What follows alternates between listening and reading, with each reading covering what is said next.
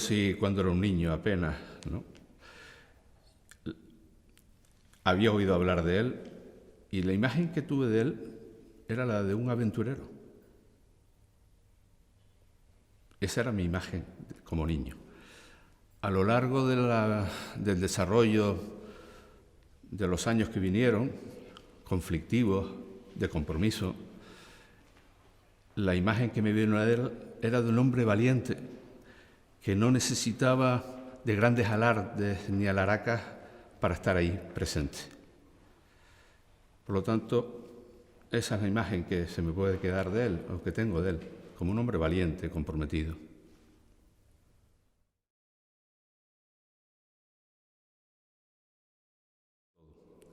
Efectivamente, había una amistad más allá que de fraternal, ¿no? Eran amigos de la carcajada, del no tener nada que esconder, ¿no? Eran gente, el grupo que ellos formaban, eran gente donde no tenían dobleces, era franca aquella amistad. Discrepaban, claro que lo hacían.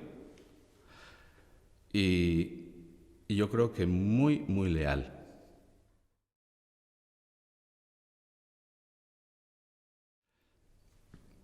Sí, a pesar de cualquier diferencia que pudo haber, como por ejemplo presidiendo Pedro el Parlamento, el Cabildo. Bueno,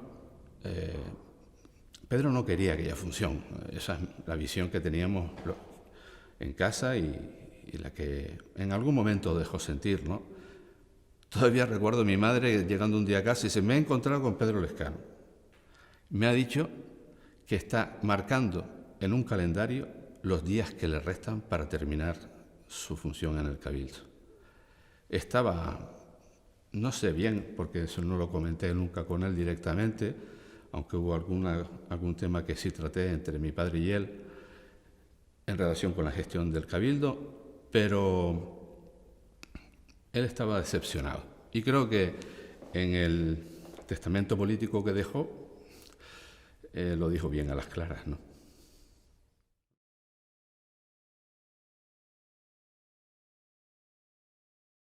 ¿Responsabilidad de Pedro?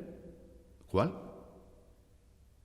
Redactar un poema y expresar la necesidad de acabar con el fascismo. ¿Esa era su responsabilidad? Pedro, a través de sus poemas, lo que hizo fue alimentar a la juventud de aquella época de la motivación necesaria para saber obtener la derogación del régimen fascista. ¿Existe responsabilidad en ello? Yo no la veo, nunca la vimos en casa. El hecho de que Salvador cogiera de la biblioteca de mi casa el poemario donde obtuvo lo que luego publicó, bueno, la motivación de un joven de 17, 18 años que tendría y llevarlo al periódico Diario de Las Palmas, donde efectivamente allí se publicó con unas viñetas de él, etc. Eso provocó la ira del régimen. ¿Qué responsabilidad tiene Pedro en eso?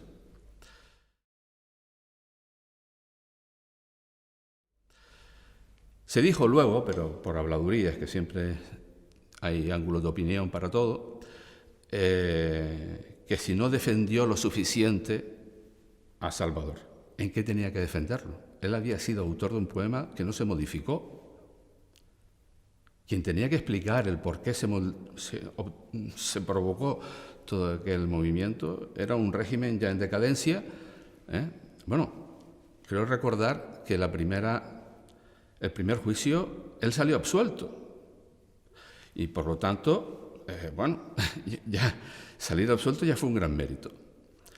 Pero no lo debió de ver así el régimen fascista cuando se buscó algún vericueto para anular aquel procedimiento y encartar en él a Pedro Lescano. ¿Cuál era el fin? ¿Someter a Pedro Lescano? Eso no lo consiguieron nunca. Siguió escribiendo sus poemas y hablándonos de la libertad.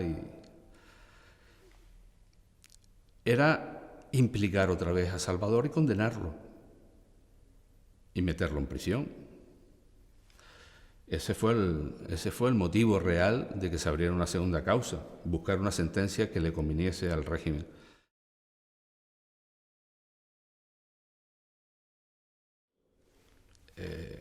Los Pires tenían una casa en Teror, ¿no? Y en aquella casa en Teror, pues de cuando en cuando se jugaban partidas de ajedrez, que ya te imaginarás que no solo eran de ajedrez, ¿no? Y algunas veces nos llevaban a nosotros y otras veces sabíamos que estaban allí, ¿no? Efectivamente, ellos estaban al día y motivaban sus intervenciones, como lo podrían hacer, pues, al escudriñar las variantes en una partida de ajedrez, ¿no? Terminaban la partida de ajedrez y raro era la partida que no volvían a ver las posibles variantes y lo comentaban todo, y esto como lo ves, y esto a qué nos hubiese llevado. Pues en política hacían exactamente lo mismo. En aquel tiempo no se discutía tanto sobre determinados matices como luego ocurrió con la entrada en la democracia, donde ya habían posiciones mucho más personalistas, y ya no me refiero a ellos. Esta gente pertenecían al movimiento político, sí. ¿Participaban todos en el mismo grado? No. Por hablar de alguien como Germán Pires, otro gran ajedrecista y mejor amigo, ¿no? Este hombre era de militancia ortodoxa dentro del Partido Comunista. A mi padre no lo encorsetaba nadie, bueno, terminó expulsado de muchos partidos oyéndose, ¿no? Y Pedro era un hombre que no se casaba, digamos, bajo ninguna sigla. Era un hombre que se comprometía, participaba, opinaba, mi padre lo respetaba muchísimo, muchísimo, ¿eh? Eso no quiere decir que fueran siempre de la mano, pero siempre buscaban el encuentro, siempre.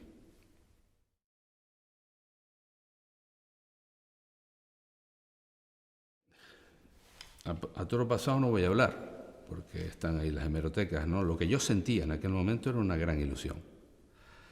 Yo puedo entender que en aquel momento pues todo el mundo quería participar de la dinámica de la fermentación política que había tras la transición y la necesidad de ocupar el espacio político desde los órganos del Estado. No fue fácil, en absoluto. Hubo hasta coaliciones muy pintorescas, pero dentro de todo ese lío, en lo que se refiere a Pedro, a Fernando, a Germán Pires y a otros jóvenes que venían de la organización PUC, ¿no? Pues eran el leitmotiv de aquello. Y aunque ahí empezaron ya a alargarse algunas diferencias, ¿no? Yo creo absolutamente en la honradez de todos ellos. Ahí no habían intereses mezquinos de nada.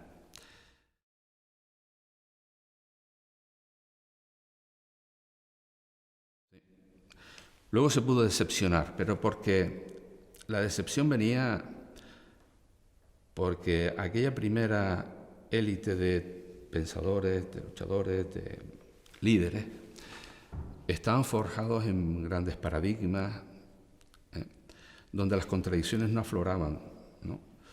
Afloraron después, cuando empezaron a tocar poder, empezaron las contradicciones, ¿no? Y había quienes eran absolutamente ortodoxos, ¿no? Todavía hay algún resto de aquello, y aquellos otros que iban entendiendo que se gobernaba no solo para el grupo que representaba, sino para toda la ciudadanía.